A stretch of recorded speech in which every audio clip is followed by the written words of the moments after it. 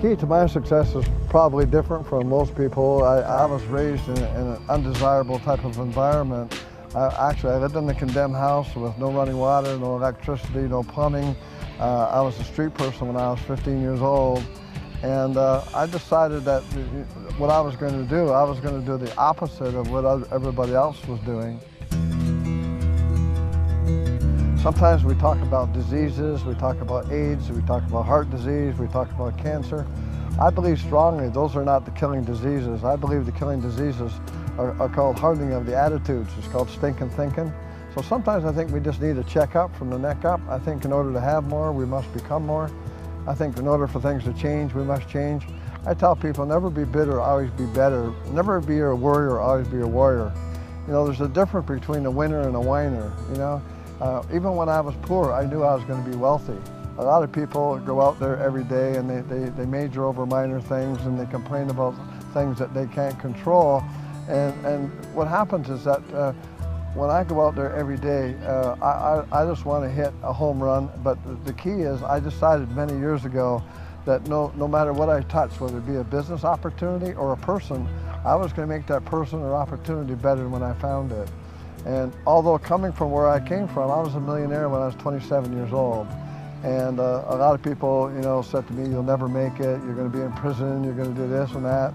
And you're not very popular when you're poor, right? So I decided that, you know, I was going to make sure that, that I changed everybody's attitudes, because I had the right attitudes and I wanted to make sure that I changed the minds of others.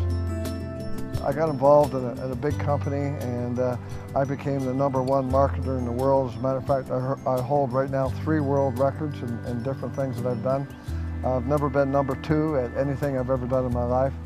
And as a result of that, 35 people in one company became millionaires, and 15 in another company became millionaires. And I have 72,000 people right now on social media.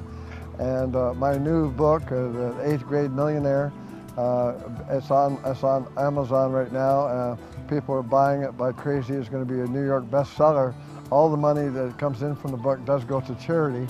And so because of the fact I have 72,000 followers, what they wanted me to do is do a new millionaire team, but they gave me a major challenge. This time they wanted me to have 100 new people. Can you imagine 100 new millionaires, especially with the economy the way it is? And I said, oh my God, there's no way I can do that. And so I traveled for 8 months across Canada, United States, and Europe looking for a product. I finally found a product that will make 100 or 200 or 300 people millionaires. And when I got so excited about it that I said, okay, I'm going to make it happen again. What I'm looking for people, not everyone's going to qualify. I'm looking for people that have the eye of the tiger.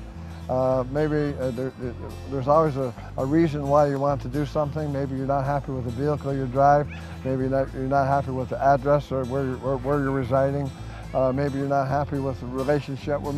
There has to be a reason why you want to do this. So I only want to have people in my group or train people that really want to become millionaires. It's not just becoming a millionaire. I did a millionaire training one time in Toronto, Canada, and I got on the stage and an amazing thing happened. I was making a lot of money, but a weird thing happened. I started crying in the middle of the presentation, and I was making $300,000.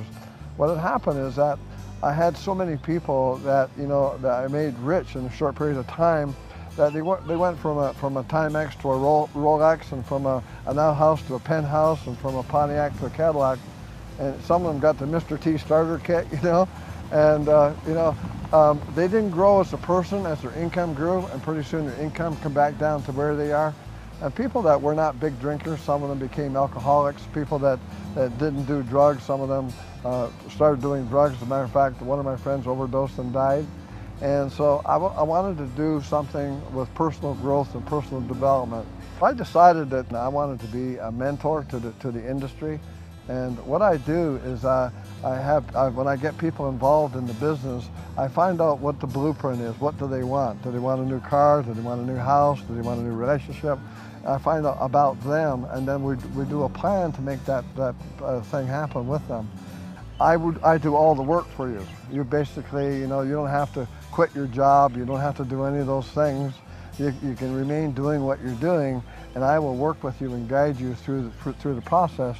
But 80% of the people that Google me get involved in the business, and I sign them up under you.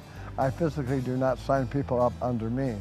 My whole goal is to have 100 new people. I will be in the Guinness's Book of Records. If you ask 10,000 people if they'd like to be in Guinness's Book of Records, they'd probably look at you like a deer in the headlights. It's not important to them. But from where I came from, my background, this is like a big deal for me. I need 100 people that really want to become millionaires. And that is my whole goal. That's my whole object of doing this. And I can tell you that you will never find a better mentor that is more on your team than I will be. And again, I don't want thousands of people. I only want 100 people that really, really, really is excited about changing their life and changing the life of others. That's what's important to me. Not only changing your life, but changing the life of others that you touch. Procrastination has always been the killer of dreams, and I have a big problem with that, because a lot of people go through their life and they have a tendency to play the blame card. They blame it on all kinds of people why they're not successful. And I think and any time you're not successful, you have to hold yourself accountable. And I have all the tools. I can't push a rope. I can supply you with the tools. I can supply you with everything. For me, the difference between the rut and the grave is only the dimensions. And I think what we need to do is to take action. The video that you've received today, it will have the name and phone number and email of the individual that sent it to you. Obviously, they cared enough for you and felt that you had the leadership skills or they wouldn't have sent it out to you. I think the key to the whole program is to take immediate action.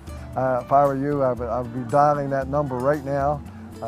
Those are the type of people that I know that I can work with on making 100 new people millionaires.